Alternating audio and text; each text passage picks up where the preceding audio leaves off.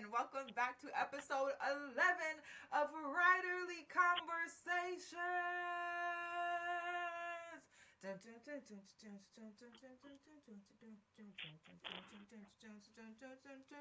Y'all ready for this? So, it feels like it's been so long since you've seen us, since we've seen you, since we've recorded so long. But that may not be true, but the year is coming up upon us, and that's why. Disclaimer, I am not pregnant. I know that this sweater is, see, the way Cache turned around, like, what? I know that I this literally was sweater, like, wait a minute, where did that come from? That was such a weird, like, it's like there's this TV show, and this woman, she's older, and she randomly was like, I do not have Alzheimer's. And the son was like, thanks for that update, Mom. And so, like, when you said it, that's why I was like, thanks for that update, I guess. I know the Yeah, sweater, the way okay. it's falling between my lap and under my boobs is really truly giving pregnancy. I don't know how to fix it. I've been twitching and fiddling over here, and I don't know what to do. You feel me? I'm at the end of my sleeve here with it. I don't know what to do anymore. I just wanted to let y'all know because she's content to slander me. It seems I like her. I thought that she liked me, but then we got on screen. She started turning on me. That's just how it goes sometimes. You can't always trust the people that say they're for you. They're not always for you. So then you have to speak out and address the people so that everyone's on the same page. Yes, yes. So, Britt's not pregnant. New What's that sweater. they say about all Merchandise skin folk? factory. Hey!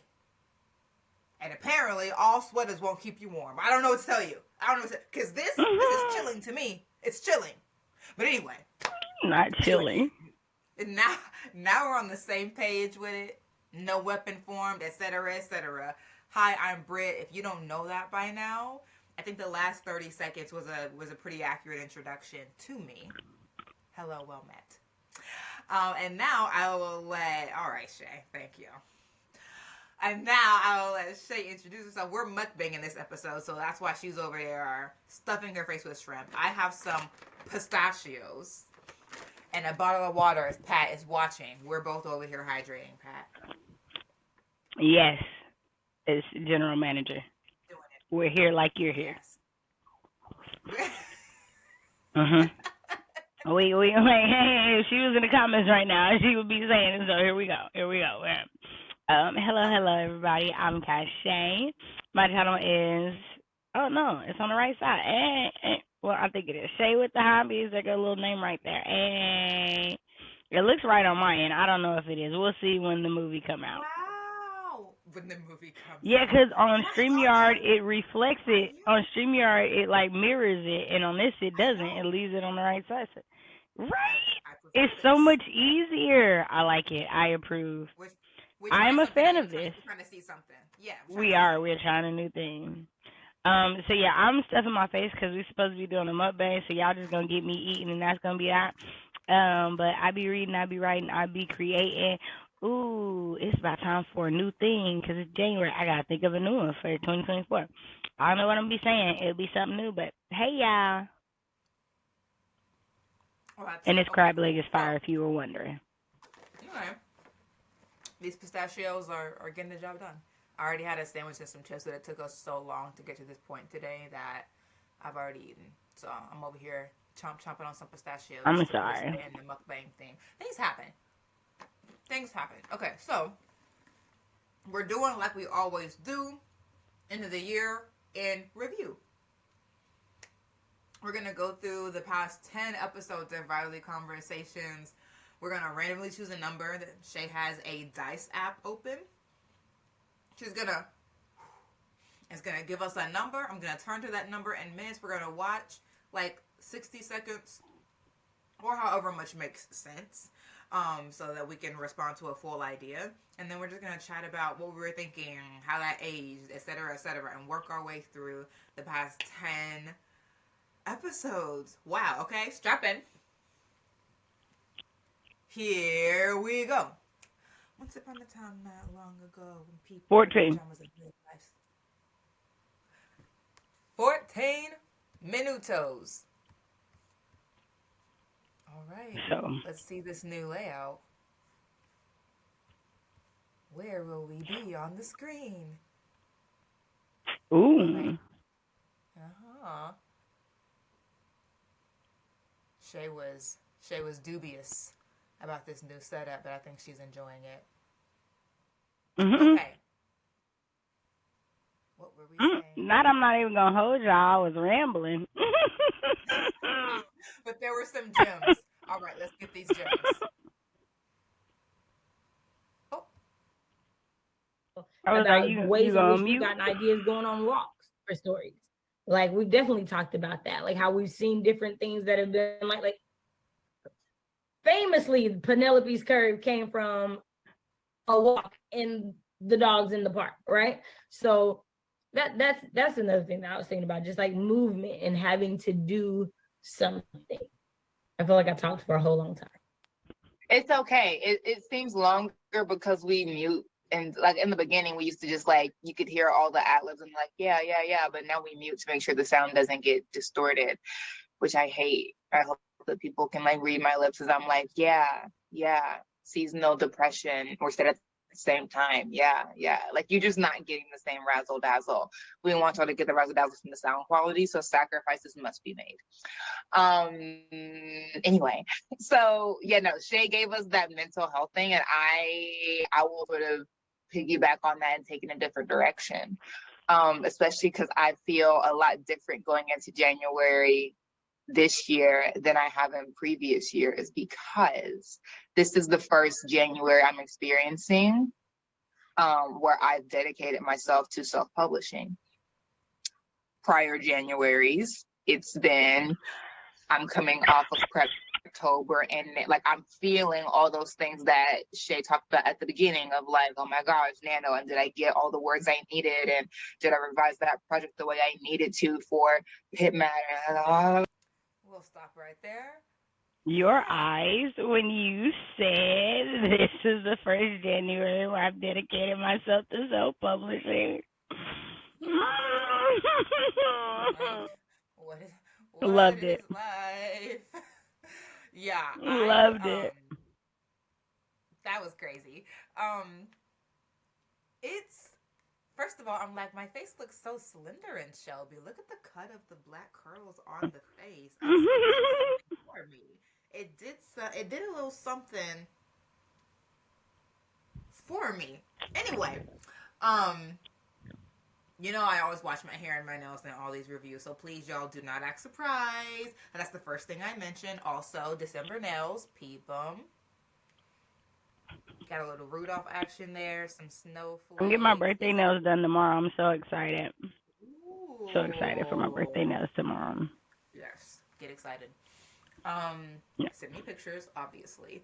So, what I was thinking watching that was like, this was the first January, and now it's the first year, and I have an author website, and I just launched my author socials on Instagram and TikTok, and I have a cover designer, and blah blah blah. Like, now I'm just like, well, goodness, that's quite impressive.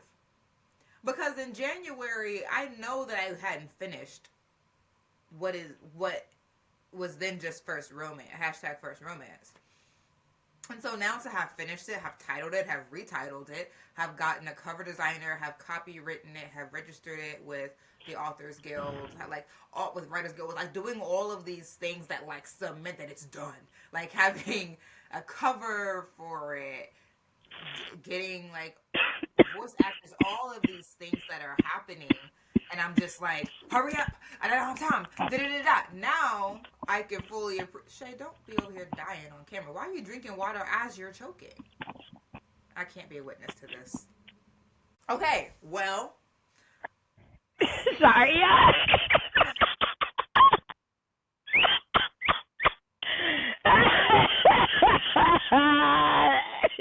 That was funny. That was quite dramatic. But I couldn't help it. I didn't know what was going on. I didn't know what was going on either. I was like, this is becoming extensive. Yeah. I was both by surprise, girl. But my sinuses are all clear. I can breathe. Fantastic. Fantastic. So, now seeing that I'm about to go into another January where I am on it. I mean, I've moved so far down the line. Sort of helps me to give myself some grace where I'm just like, hurry up. These things aren't coming together fast enough. I'm behind. And it's like, no, a year ago you decided to do this thing and now you're doing it. And there's a learning curve that can't really be avoided, only managed. And you should have some grace with yourself because you're pretty far down the path. So yeah, definitely looking at that had me like, and I do feel different. I don't feel like I don't have tendonitis in my wrist. Like not doing trad pub has facilitated that because every year, like 2 years and all the years that I was trying to do trad pub, I would consistently hurt my wrists. And between October and December, because I was writing so much trying to get things done, revising a pitch over and over again, between doing this and doing this, my wrists were like, here's my 2 week notice. And if you keep on, I'm going to tender my resignation. I don't have that. I haven't had that since last year when I did not do PitMad. DV Pit emails still come to me. I just read them sometimes. I'm like, oh, that's interesting. Has nothing to do with me. I'll just delete them unread. So it's a different freedom that I get to be busy with things that don't literally hurt me. Okay, so things I thought about. One, it was funny that we came in at the end of my rant. Thought that was hilarious. Then that braid was attacking me. I thought that was funny. And then I thought about how much we stopped muting ourselves by like the third or fourth video because we were like, this is really hampering our ability to react to what's going on, and that's half of the fun of these conversations. And then I also thought about how much we batch recorded last year and then how much we have not this year. Because I'm also thinking about like at the time that we recorded that January, it wasn't even 2023. So like to even think back at how much you had just started thinking about indie publishing to where you actually will be coming into this January. Like it's growth for real, for real. Like you went from needing to be gently guided towards the indie publishing door to now you ready to go ahead and burst that mug through and go ahead and be like, hey, ta-da, watch out now. It's a little one and it's not Bow Wow. You know, I'm ready for it. So I'm excited. Okay. What's the I'm next excited. number? Okay, we ready for the next one? Yeah. Okay. 33. 33.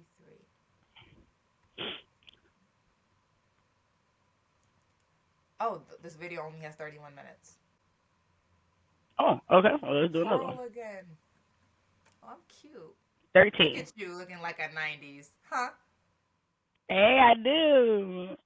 Hey, Mr. What's the number? Deacon. 13. 13.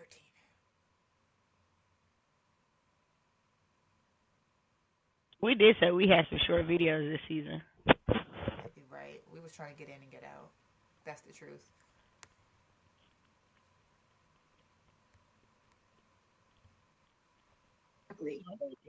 Non-traumatic daggers. Hashtag non-traumatic daggers. That part. If you're still with us, put non-traumatic daggers in the chat. Okay, so I don't know why I put these skills in my mouth right before I had to go. I don't know. I was like, is she saying something right now? She's speaking? Apparently, I like to eat. Oh no. That was our third. So far it's Family Lore by Elizabeth Acevedo, Delicious Monsters by Lizelle Stanbury, and House of Mariam by J.L. That comes out August 29th, BT Dubs. Yeah, I have the other one pulled up. I need some sleep. Ooh, y'all don't judge me. Okay. I'm gonna buy you a shirt that if my mouth don't say it, my face definitely Number will. 4, The Dark Place by Brittany S. Lewis. Her debut novel, The Undead Truth of Us, came out on August 9th of 2022. This one comes out 364 days later on August 8th, 2023. And so this is, it's called The Dark Place, and this is the description. You can only hide from your nightmares for so long, is the tagline. All right. That's a fine place to stop for this one. Okay, so of the 2023 anticipated reads, I've read 3 or 2 of them, and I'm reading 3. Dark Place owes me nothing. Delicious Eye Monsters, favorite book of 2023, hands down, owes me not a thing. Family Lore is already showing out, and it so far owes me nothing. So my 2023 so far was good. The stuff I was anticipating, I'm enjoying and have enjoyed. I don't like the emphasis you put on I. The things I'm reading, I didn't like that. I didn't enjoy that at all. You know,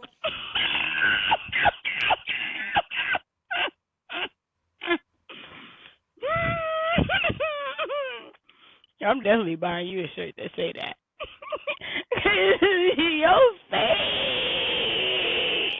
Your face was priceless. it's just so interesting to be on the other side of the year because I was so excited about House of Marion. And the way I haven't heard a single good thing about that book, it's just saddening. Not a thing. Of course, we all know I was waiting for the audio book, but then I was like, well, nothing good is being said, and I'm already in a fantasy slump. So I don't think I can afford any kerfuffles right now.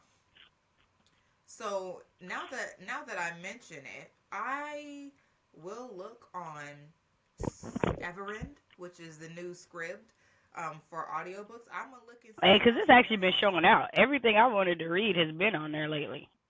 Yeah, it's been showing out. I'm gonna look on there and see if it's on House of Marion. I mean, see if it's on script. But otherwise, I'm gonna have to wait on that continuously.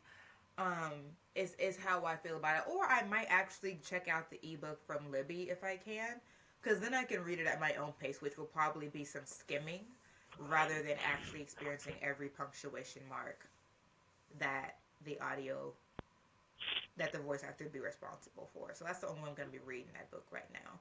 But yeah, it was just interesting to hear that on the anticipated reads, and I'm like, and dang. That kind of I still need to do the because I feel like I had an anticipated read for I can't think of her name, but I feel like there was a mystery writer on there, and I still want to get to her book. I can't think of her name right off the top of my head right now. I don't want to get to it. That came out this summer. Because I think we both have 4. I feel like. Sure, that sounds right. Do you have sauce on your chin? Oh, I do. It's that Cajun. My bad. Well, it's a mukbang. It's supposed to be the real. Judge your mama. It's good. Thank you. What's the next number? You're right. My bad. 26. Okay. 26. We got that. I know we don't have no 26-minute video. That would be crazy. Right. I think 30 is like usually the shortest. Yeah, this one is 46. Oh, I'm Toni Morrison. Okay, 30 you said? 26. 26.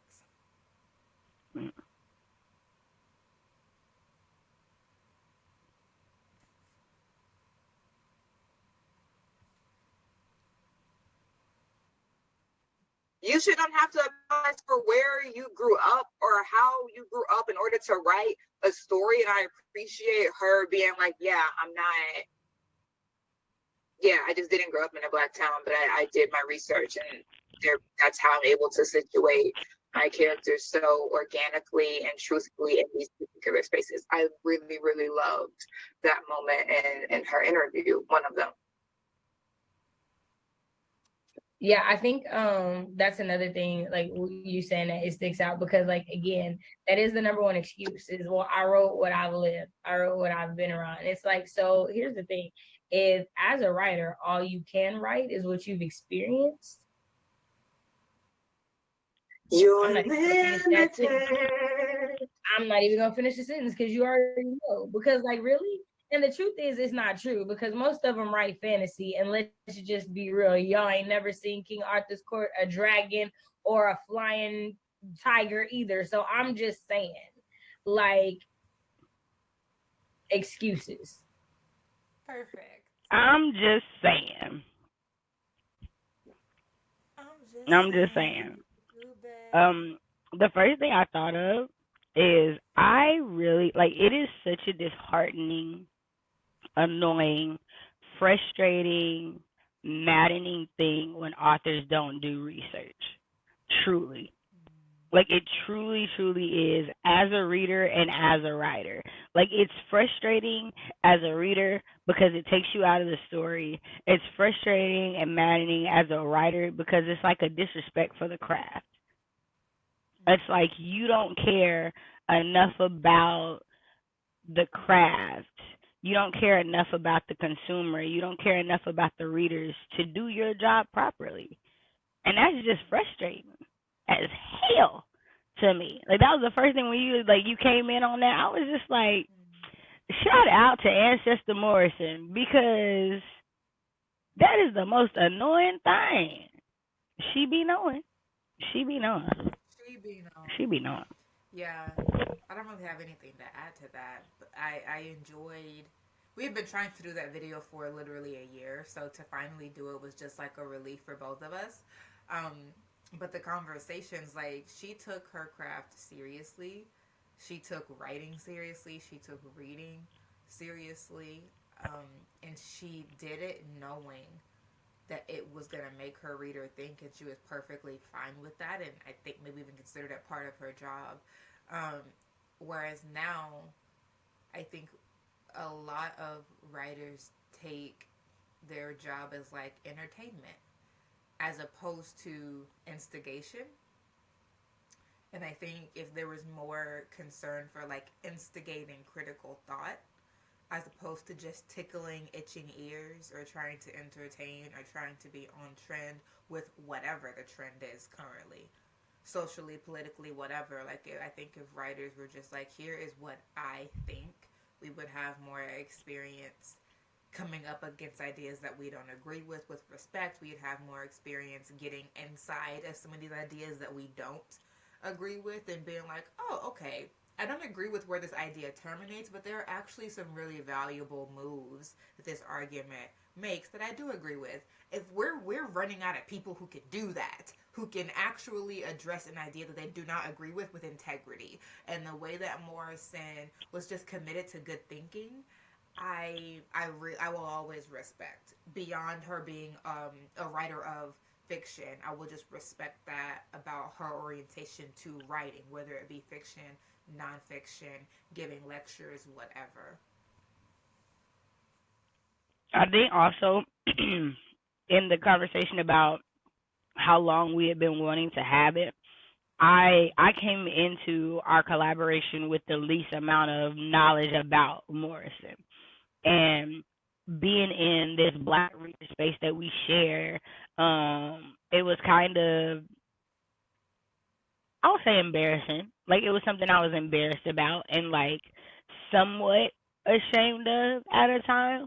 Like that this great writer of our community, I just did not have this like firm knowledge of. And part of it was because like the first book I tried to read of hers, it just was not the right book to try to read. First off, it just ease into it, baby. There's levels to this, obviously, and then to get into that and do that research and do that video and start to learn more about her to realize just how not necessarily like writerly aligned, but mentally aligned with how I want to tell my stories and how I want to put my stories out there with how she was just a very affirming thing. Because it was like, even without knowing this woman and knowing her work, to know that I am as serious about it. I don't care if it takes me 3 years to get Best Served Cold out. I know that it has to make you think in this way. And if it's gonna make you think in this way, it's gotta have this research. It's gotta have these things. I gotta know how to put these pieces together in order to tell this story that way. And so to know that that's how she looked at the world and that's how she put things into perspective was just like I'm on the right path. That made me feel good. I'm in the right direction. Because if she went down this way, and I respect the mess out of her. She a great in my book. I'm good. I'm good. So that was really affirming for me. Okay. So the next one says 59, but I feel like that's gonna be the end of the video. So we got 7. Okay, 7. Yeah, because this video is 39 minutes. 59 is crazy. That won't be happening. Right. Okay. You said 9. Oh, no, you said 7. 7.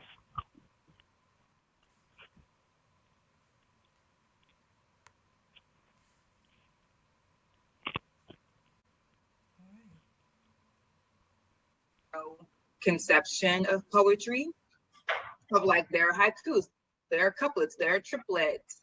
They teach us these very specific haikus, like these very specific kinds of poems. Mm-hmm. And then by the kinds of poetry, they define it, as opposed to having a more affective definition that's like poetry is evocative and it great. Like they don't teach it via like how it makes you feel. They teach it by like what it looks like and how you do particular forms of it. And I get that because it's useful. Like that's part of the craft. So you do need to know that. I think foundations being a bit more formulaic or genre specific is fine, because then you are able to break the rules with intention as opposed to just being sort of undisciplined. Right. So I think that definitely has its place, but I agree that when we are first teaching poetry, we do define it very generically, and I mean that word both by genre and both in a way that like is kind of plain. And then the more we go into it, the more we are like, wow, poetry can do anything. And so I definitely define poetry affectively, like by the way that it, not only by the way that it emotes, by the way that poetry is just a super playful form of writing, the way that it allows words to come together for new meanings, for 3 meanings, layering. Like I love poems that layer 5 meanings of one word throughout the poem and just continues to make the audience go, oh, oh, oh. Like I love that kind of wordplay that continues to reveal. Right. So I think I would define poetry as emotive, as playful, and as revelatory. That poetry is a very honest form of writing. You can't. Okay. Wow. I was very passionate about that response. You felt that. I felt it. And I was also like, I'm such an academic. Why? Generic, and I mean that both according to genre and also plain. I'm like, wow, I can hear the ivory tower in my voice, brick by brick. Not the ivory tower. You're silly. Girl. But I was also just like, Shay is getting into that crochet. I was killing that. I don't have much to say about that. Killing that. I like that we have a month every month. Where every year, I mean, where we are artists on the screen, and not just like, oh yeah, we're writers, but it's hard to share a long form writing on YouTube, but like a poem is different. So the fact that we do that every year, I appreciate. I also like that this year was a little bit different than the previous years. Because we talked more about poetry, we talk more about poetry, which is different for us, because usually it is just showcasing poetry. Hmm. And I think talking about poetry is just as important about as showcasing poetry, because I feel like at least in the writerly spaces we are in on YouTube, it gets left out a lot because people are like, it's like short fiction, right? Like people are so focused on novels that they don't talk about anything else, so it doesn't get any attention. So I like you appreciate that we do give this some attention at least once a year, because it needs it. It definitely needs it. And I put this in my blog post, and I'm gonna do more about it like on my channel. But I'm gonna try attempt to do the Ray Bradbury challenge again, but do it completely. And the complete challenge is not just a writing; it's a reading component. And the reading component is you read an article, a short story, and a poem a day for 1,000 days. Because part of it is you can't write a short story a week if you're not also feeling your creative well. And I never did that part. I only tried to do the writing part. But it's because like I feel like again, when people who have written so much are giving you instructions, there's a reason for it. There's a reason why they telling you to do it a certain way, because they know, right? And poetry, I think that if more novelists engaged in poetry, it would definitely aid them, especially in the emotional side of their writing, personally. And I think that that's one of the reasons that Mr. Bradbury spoke on that and had that as a part of that challenge for writers. Yeah, that's a good point. Okay. Next number. Right. Next number is 46, if we got that one. Do we have it? We do. All right. We do. We do. We Is it a lie? do. No. Oh. This is receiving feedback. All help ain't good help. My goodness. It's Ooh, really that is unnecessary. definitely true. Choose wisely. That's a great one to start on at. She starts getting it at the beginning, she can't know that, right? It was not something to be mad at her about, right? It wasn't something to get upset about. I actually giggled when I saw it because I was like, and I was like, you haven't read it all the way. No, I'm doing it as I go. And I was like, okay, well, don't be annoyed, but I'm not answering, I'm not deleting any of the dings, just that you know. Because also, again, she was on the deadline. So I'm trying to turn this joke around. Right. So I'm just cutting as I go and not like, let me read it all the way through and then go back. Like, oh, no, she needs this back today. So again, timing is important, right? Timing is important because like originally, and I think it's because we both had the documents open, so I kept getting dings about like her changing stuff, and I was like, "Dang, is it really that bad? Oh my god, I got like 3 days in this story, right?" But it's important to just take stock of the entire situation, right? And so again, when I'm Oh, that.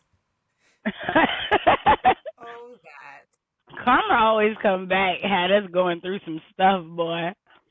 I'm trying to Mainly because I had caught COVID in the middle of writing. It was dramatic. It was so dramatic. If we vlogged that, that would have been like, if we vlogged that, that would have been like, yo, it's hour 39. Right. Oh, right. And Haggard. Haggard is the word. So many emotions. So many emotions. Because remember, I cried. I was crying during, like, it was so much going on. It was very dramatic. It was emotional. Emotions all get out, but we did that. We did that. We did that. I was like, I don't want to let her down. Oh my gosh, how do I? Because giving feedback is also a lot of work. Giving feedback well, it doesn't take a lot of time to give poor feedback, but to give feedback that is rich in description, empathy, and options for the writer, that's difficult. That takes time because for every comment I want to give, I have to stop and think, is this something that she can fix in the next 36 hours? If not, then ignore it, except for if it's a really big deal. Then I have to find a way to say it in a way that's kind, in a way that gives her options on what else she might do. For each one, that's a lot of work. Right. There's a lot of work. Yeah. Interesting enough, as I'm looking, on how to give good feedback. So that's another thing. I think we started this year because I was going to say, if we look back, we've done a lot of conversations about feedback this year. A lot of conversations about critiquing, a lot of conversations about reading people's work, about, like, because are you be a good beta reader? Are you, so what's the difference between an alpha reader? Like, you know what I mean? Like, just this year we talk about reading people's work a lot this year in, like, comparison to the other years. And I think that's because this year we did a lot of reading. Like, I remember they read manuscripts like good 5 times. Like, but the point for me is that, like, as you're saying, like, it's an all-day experience. Like, the day that I choose to read your manuscript, I started at the start of my day, and I dedicate that day to it. Because I know I want to be thorough in everything that I do. I want to be kind in what I'm doing. I want to be clear in my explanation as best that I can be, right? So that if there are questions, I'm keeping them to a minimum as possible. Because I don't want you to have to, like, dang, how do I can't understand this feedback she gave me, right? You know, like, concise feedback is a thing too, right? Like that so, no. That's crazy. We did talk about feedback a lot this year. Yeah. Goodness. What's the All right, ready? 5. The next video. Yes. Yeah. It's what? It's 5. 5 minutes. Oh, it's 5. Oh, yeah, okay. all right. My bad. Yeah. Knowing when a whip is done. Oh, we almost done. It's cool. All right, 5. Not like hashtag first romance is a romance. 15 is not an exaggeration either. Like, that's not even you being like hyperbolic or hyperbolic. I have you say the word. It's not that. It's the truth. Like, it really did get edited that many times. It's factual, and it's not even like copy edits. It's developmental edits. It's revisions. It's rewrites of entire acts, if not the entire story, multiple times. Shay and another one of my amazing critiques. Bloodlines changed. Relationships to the characters changed multiple times. Like, it was a lot. It was a lot. They went from best friends to sisters, cousins. So, like, it was a lot. It did. I was just shifting the family tree. Absolutely. That happened. The magic system changed a little bit. Like, it got shifty for a second. For a long second. For a while. For some years. The point is, I was really struggling with what the best iteration of hashtag first fantasy was, and it drove me crazy. It drove me out of my writerly mind. And that's a fact. Okay, Shay. In the video, you're having some feels. Care to comment? Okay, so we're coming on the feels. That orange and purple was purpling, baby. I was like, look at that. That was the first time I did the purple hair. And I was like, okay, it really, I see why I went back. I see why, because it was good. Girl, this is why I was traumatized. It wasn't even the changes. It was when I would be talking about a change, and you would be like, huh? Like it didn't exist. And I'd have to keep talking, and then you'd be like, oh, that's when I was traumatized. Because I'd be like, I know I'm not remembering the story better than her right now. Wait a minute. I'm invested at this point. That's when I got traumatized. Because I was like, she got me feel like I didn't imagine the whole new storyline for these characters, and she just done forgot. That's when I got traumatized. But no, honestly, like, it's I think it's a part of just like having a strong critique partner relationship, right? Like I remember almost every draft pretty good. Like even first romance. Like I'm remembering all of the drafts pretty good, and like the different changes the characters went through, and just da da da da. And for not for nothing, the purpose of going through each draft for me as a critique partner is just to always ensure that the next one is better than the last. And if that's what happens, then the frustration is worth it. And in our case, that's always what happens. So it's like worth it. So it'd be frustrating, but it'd be worth it.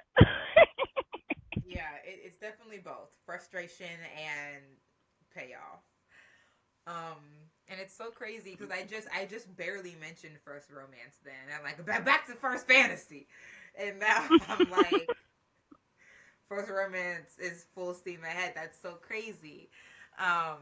And actually, I don't know why I keep saying first romance. I've already announced on my Instagram the title of it, which is A Church Girl's Guide to Courting Danger. Hey. It's a little. You are so silly. I love it. It's just crazy to see that wound back, and the level of frustration I had with first fantasy I don't have with first romance. So like, which is not to say it's been perfect. Every book has its frustrations, and probably sometime next year I'll talk about what those frustrations have been for first romance. But for now, just focus on preparing to buy it. But next year we can talk about like those sort of like pains of what's happening when you're laboring with the book to completion. But it still wasn't the kind of acute pain that I had with first fantasy, feeling like I'm laboring over a book that will always feel a little not even undercooked, just like unpresentable. And just I think also just that. I think also it has to do with some things we've talked about in a lot of other videos is the first romance or first fantasy, all that editing was a result of too many cooks in the kitchen. Right.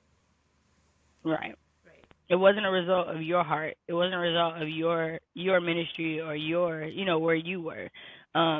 Because do I honestly think you would have had that many drafts if it no. No. You know what I mean? Like just as I have been your critique partner over the last few years, like you don't have that many drafts in general. Like you know what I mean? Like you're pretty intent on your story and the story you want to tell, and you adjust for things that you have to adjust for things you didn't account for. But with first fantasy, there was so much actual changing of the story, and that is where the problems come in. And I think like it's just it is always a reminder for me. I hope it's a reminder for everyone who watches our series. Just stay true to yourself, right? Because even though like it's a lesson she learned before the book had to come out, so it's not when she has to look back and feel any kind of shame or regret on, right? We don't have to worry about that. We don't have to worry about that, right? So just don't get to the point where you allowed something to be published that way. Right. That's what I Right. hope people get from watching our series. It's just like, yeah, it can happen, because it definitely happened to me. Like even the short story that I want to put out this month, like there was, but I kept wanting to change it. I was like, dang, I would like for this to be a serial. No, when I first wrote this story, I had a mission when I wrote this story. What happens if da da da da da? And everything I was trying to make happen made me not write this story. When I went back to that original message, finished the second draft in 2 days. Sometimes you got to write the story you were trying to tell and not the story other people want you to tell. Exactly. That story is for them. Right. They can write it themselves. Absolutely. What's the next? 35. Okay. I was already ready. I had already hit it and everything while I was talking. You were Like, I'm be announcing, ready. you were like, I'm oh, ready. there it I'm is. ready. Yeah. Ooh, I'm cute. What's this? Oh, this is on my birthday month. Gotta be 35. Yeah, this is the line. Oh, we both talk about the books. It's the way our The locations way, change so much. yeah, so that, like cool. And it just made all of the like bouncing back more sensible because it's part of the premise of the book. Even if you're not told that info later on, you have to like listen for it. But I like stories where you have to figure out why the structure is what it is, and it turns out that the structure is impacted by the story that you're listening to. Like I think that's just really cool and intricate storytelling. So that's me. Um, yeah, it took a little bit. Now I will say I did not like um the narrator that was always reading for the interview chapters. I was like, what is, and I don't remember what it was about her voice. It just was, it seemed like it was just harder for, it was like she didn't know what she was reading. I don't know. It just, I don't know. Something about it. I just wasn't, I was like, Elizabeth, just read the whole thing. We know you can do it. We know you got it. Why do you have to have these two other people doing it at all? And she said it was three people, but I only remember two myself. But one of them I was super not like, her chapters weren't long, so it didn't matter, but it just, the flow between character dialogue wasn't as good as when Elizabeth was reading. So that's my, I would change the narrator. I would just have it be like, Elizabeth, just do the entire thing. We know you, we trust. Okay. Now you're I reading it concur. right now, right? Okay. I concur. I like it's something about listening to Elizabeth read herself. Mhm. I'm not even Yeah, gonna hold it's you. interesting. Yeah. It's something Okay. about hearing her do her thing. I love it. I love it. Like I own all her books physically. She has not put out a book that I don't physically own, and I still love the audiobook. I still love the audiobook. And I'm pretty Yeah. sure it's from the spoken word years. But Yes, just her delivery absolutely. is just That's amazing. yeah. That's what I enjoy the most is the spoken word, the just the pacing and the timbre of her voice. Like it's an aesthetic. It is an aesthetic. I love it very much. So interesting to hear you Six. talk about it as you're reading it. Six. Yeah. I'm trying to finish it this All month so right. I can tell Jug. you what I think of it, but I'm pretty sure I'm gonna love it. I'm loving it so far already. Yeah. I think you will. I think you will. All right. What we got? We're coming to the end. Juggling multiple whips. Come and chat live with me and Shay. Where to go in this scene, and it's like, well, let me just start on this scene, random scene from something else to get my mind on something. Have I written like 4 random scenes that I don't know if they're gonna go in anything with random characters in the last weekend, because I was like, I need to get back in the habit of writing fiction so that I can make my actual stories go forward. Yes. Yeah. So it is because like it helps me creatively to be able to move from project to move from thinking about this contemporary coming of age story to move into this thriller to move into this mystery. um Different types of stories exercise different types of me, different parts of storytelling as a writer. So it's like, yeah, I might be really good at the dialogue in this, but that's not what I want to work on this week. So let me switch to the project where I'm gonna have to be better at showing and leaving red herrings for this mystery. Like that's what I need to work on. So I need to switch projects because I'm not throwing red herrings in the middle of this contemporary. Because why? What does that have to do with anything? That just doesn't even make any. Make any sense? Yes. All right. Thoughts on your thoughts on your thoughts. Just that like as we were talking, as I was listening, I was like, I know in 2024 I would love to have more conversations about like mechanics of writing, of just different things that we've had to learn Mm. about maneuvering in writing and what we've Ooh. had to do. Just because I think I think it's Yeah. really important, right? Like how do we deal with like fleshing out romance? How do we deal with like fleshing out red herrings? How do we deal with multiple timelines? Right? Because these are things that we both do in our stories and things like that. Right? And so, just thinking about how usually when we go through our years, there are like themes that we have, even honestly when we don't even think about it. Right? Because again, when we look back over this year, we do a lot of talk about feedback and critiquing and reading other writers' work. And we never had a conversation about that ever. That was never the point. Like, literally, it was just have a simpler year because you're gonna be interviewing. That was the only plan, and we did that, sure, but we still had a theme. And so, just thinking about it, it's like, as we are both trying to publish next year. I mean, you're doing it. I'm hoping to. So not saying like you're trying to correct my verbiage, but as we're both trying to get stuff out next year, I would like to do that just to get deeper into that part of it. The writerly conversation portion of it. Yeah. I love that. I really, really love that idea. Let's talk more about that backstage so we don't spoil too much, but I really love that idea. 100%. 100%. I have nothing to add to that. That's really exciting to me. All right. Right. Especially because like I feel like now, I feel like we feel confident enough that we can. We've written enough stories. Yeah. We've read enough stories. We've critiqued enough stories. We've grown enough stories that we feel confident enough. 14. Okay, here. I agree. On it. Doing it. It's not really about you as a writer and how you're trying to express things. It's about, as a writer, are you expressing these to where the reader gets them, whether they know you or not? And that's where, not knowing a beta reader actually helps, because it's like, if you don't know me, are you still getting the lesson? Are you still getting the message that I want you to get out of this book if you've never met me? And that's where it helps. But again, what I've learned in the misconception as far as a writer is just them giving me their feedback is enough. No, people don't know what they don't know.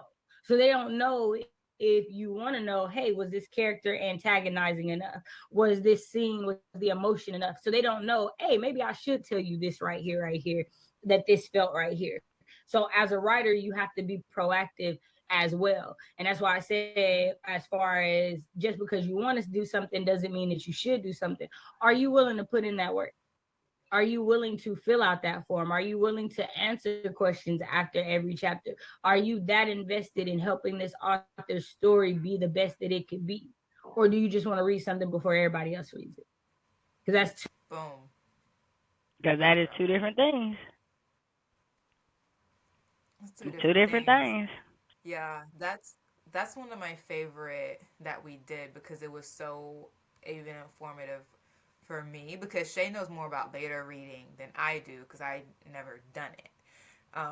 And she also just like is also close to another friend who has gone through it from the writer side. And so even as she was talking, I was like, oh, interesting. Is that how it goes? Da-da-da. So it was just, it's always good when you can learn things, especially when you're learning it when you need it. Like when it's like, oh, okay, this is something for 5 years from now. It's interesting to know that, but you're also like, I'll have to come back. But when you're learning something and you're like, this is very presently relevant, it was one of those for me. No, for sure. And I'll say even like even just watching you go through your indie publishing process has been a learning experience for me. Like I'm learning so much from watching you and from like, okay, all right, so okay. It's not hard to, reach out to these audiobook people and but I do need to have my ducks in a row and I do okay, I need to like just more conversations and things that it was like I was more nervous about but I knew I wanted to do, right? Like I know that audiobooks are important to me and I know they're important to you as well. So like seeing the work that you put behind it and the effort that goes into it and everything like that, it's just like, okay, this is a learning experience because the only other person I know that does it is Becca, but she does all her own audiobooks herself. So I don't know anyone that hires someone to do this or goes to a production company or what that experience is like, So I just think that in general, one of the greatest experiences of this year of Riley Conversations has been the ability to learn. Like, I've learned so much in this year of doing this collaboration, and I've appreciated that for sure. Okay, Yeah, definitely that's too likewise. big a number, too big a number. We getting high numbers this time, 23. 23. It's our last one, It is. Oh my gosh, I'm so huh? cute. I Come love on, that. Pink. Come on, Pink.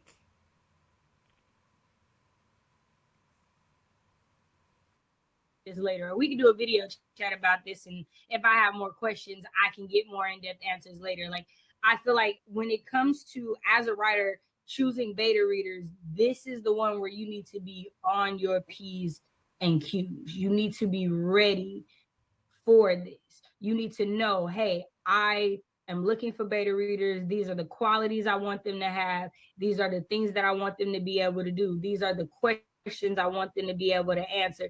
This is the time limit I want them to be able to do it on. These things are fixed. They're not moving. They're not, you know what I mean? I don't know if I'm making sense. But I just Yeah, no, you are. okay. You are. Go ahead. Go ahead. Girl. You got it. Listen, I totally agree with what Shay is saying. I will also say I absolutely did the opposite with my first time doing betas, but that was primarily because I didn't know what I was doing. So I was just like, okay, well, let me talk to a few people who I know read romance and then just make it happen, whatever. Because I was working on my own deadlines. So, like I said last month, when Deidre gave me that substantial feedback, she was like, if you want to have a phone call, we can. So if you know the betas, that's fine. But I totally agree, optimally, that wouldn't be necessary because enough information and questions have been given that they're able to very specifically, and again, like, you look at their reviews, so you know that they're good articulators.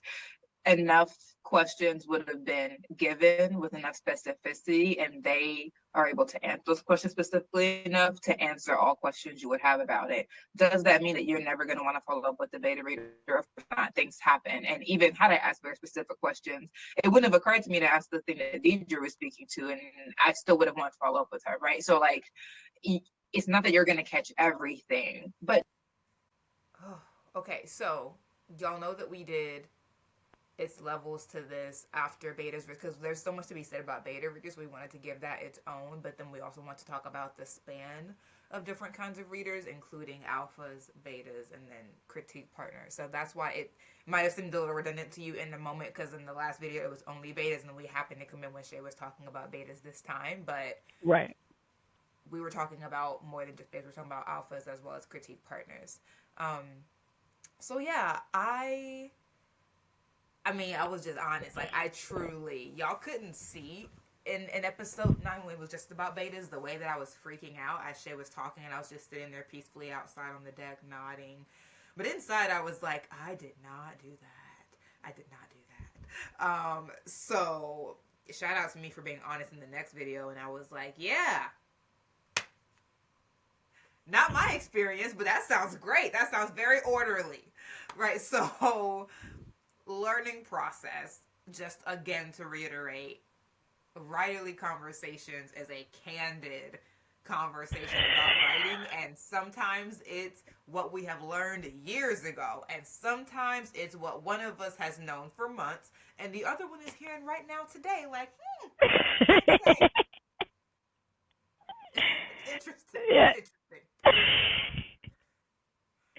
I'm actually excited because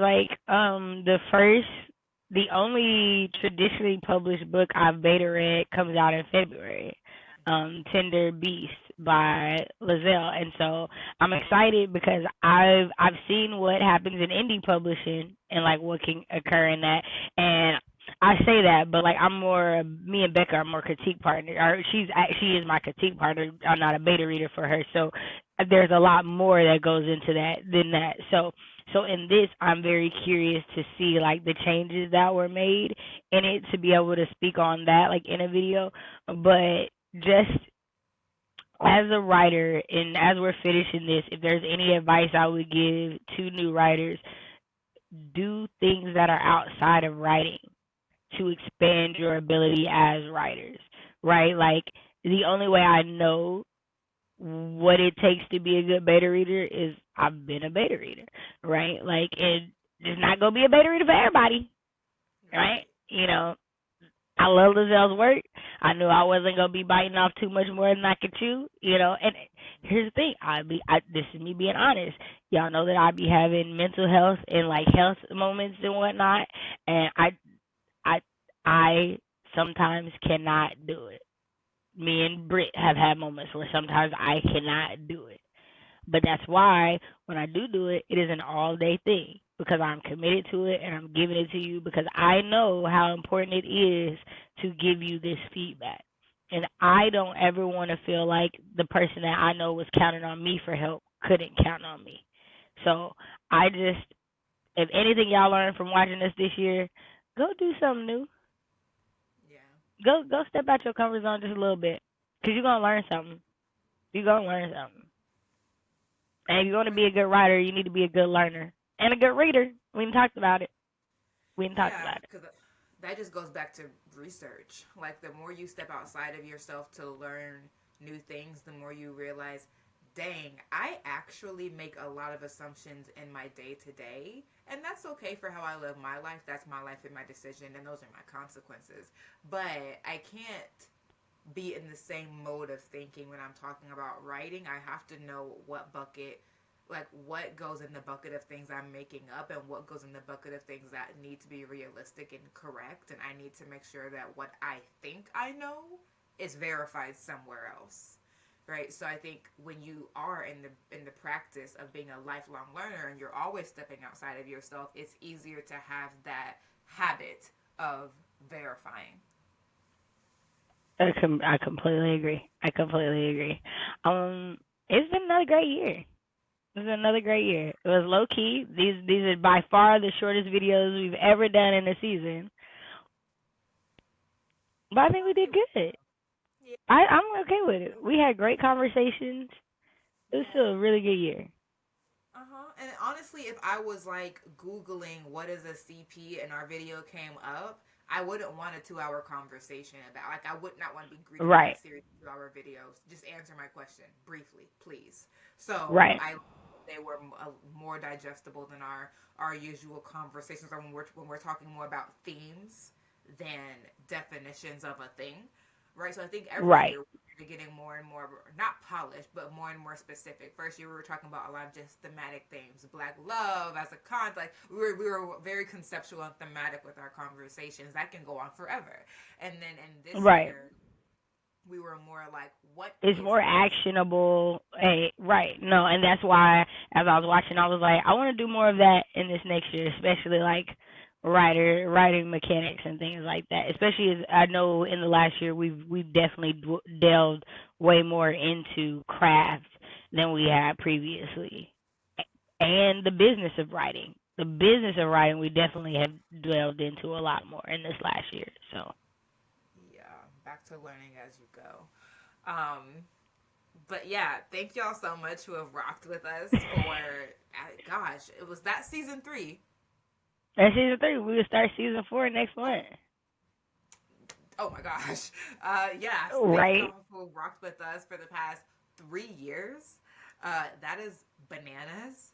Um, Thank you. I mean, I feel like it's not that many people numerically who've been here since season 1. One. Who, I mean, I feel like maybe Vina I feel like since Vina and season 1. Deidre. Yeah. Yeah. So thank y'all for rocking with us since season 1. And for those who joined on but like kept consistent, Pat, Hootie Hoo, wherever there is a live, For real, there for you real. are, standing in the gap. So thank you for being a general manager for our streams and our videos. We super appreciate you.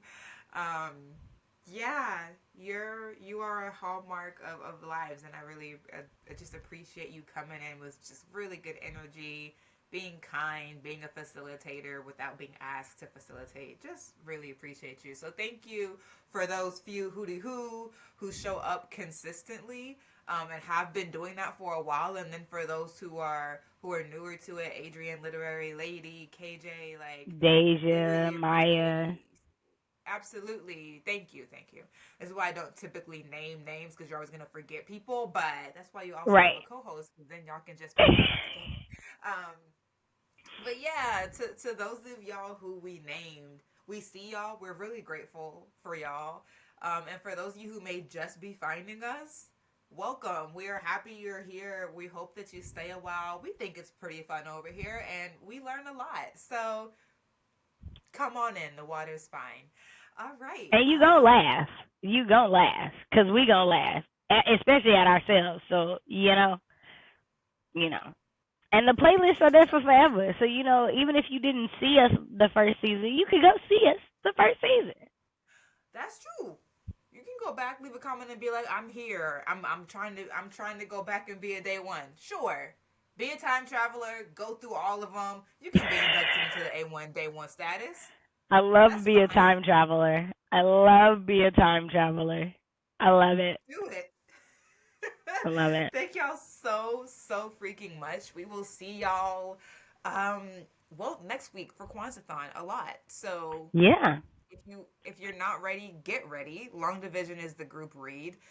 Go check out the announcement videos if you haven't already, and keep a lookout for any graphics that may be dropping on Shay's Instagram, 50SO Shay. All right. All right, y'all. We'll see y'all next time. Bye.